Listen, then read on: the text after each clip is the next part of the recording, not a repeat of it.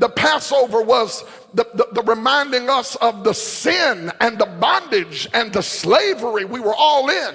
And yet one came, the lamb, the blood was shed through the lamb, and the lamb came to set us all free. And then 49 days after this Passover feast came the Feast of Weeks, or the Feast of Passover. They are both and the same. Don't miss it. For 1,500 years, they celebrated in some form or fashion, and over the period of those 1,500 years, the celebration changed. But the feast was a feast unto God forever. And so although the feast and the way they celebrated and commemorated it may have changed, the feast was kept because the feast was put on the calendar of God by God himself. And you may not be Jewish, but you better know what kind of calendar God operates by. And so the Bible says in Exodus and in Leviticus and in Deuteronomy that something powerful would happen on this Feast of Weeks or Feast of Passover.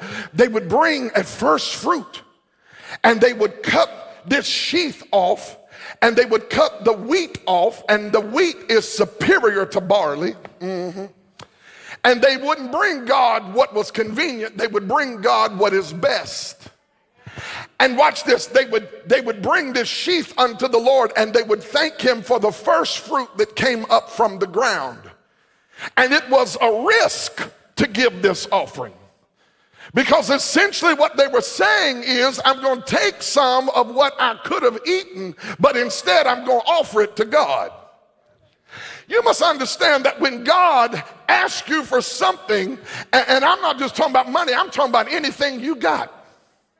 Time, talent, treasure, testimony, whatever it is you got. When God asks you for something, he will never ask you for something you don't have, but he will often ask you for what you want to keep.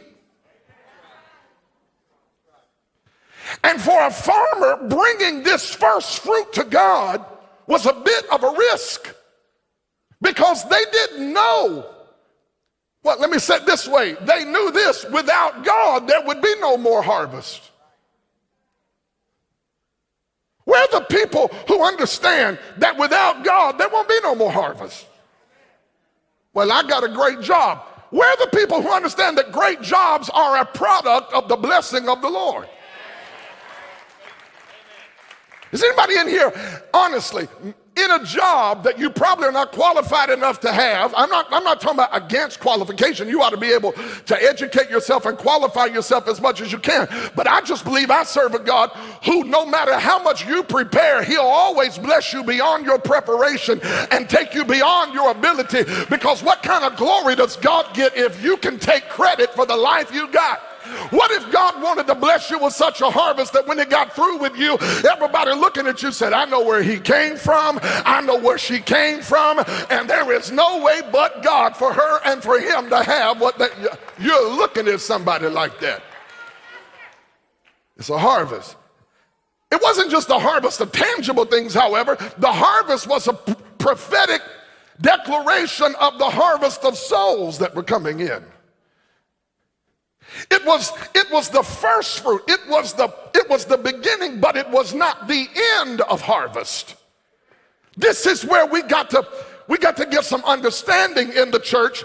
We think harvest is seasonal. In the kingdom, harvest is perpetual.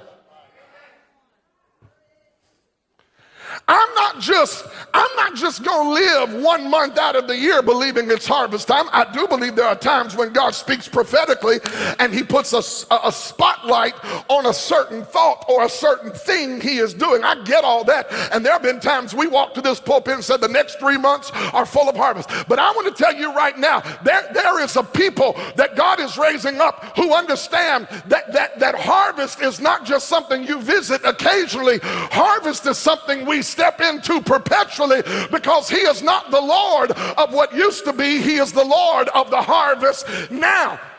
Jesus told the disciples, look on the field. The fields are white and ready for harvest now. The only thing missing are laborers. I present to you, family, that some churches are not experiencing harvest of souls, not because it's not their season, but because God can't find any servants who will go into the field. Y'all not helping nobody today. We blame the lack of harvest on not being our season. When in reality, if we would all do the work of an evangelist, today at lunch could become harvest time, and today at the gas station could become harvest time, and tomorrow when you go into your work and sit at your cubicle, it might be harvest time.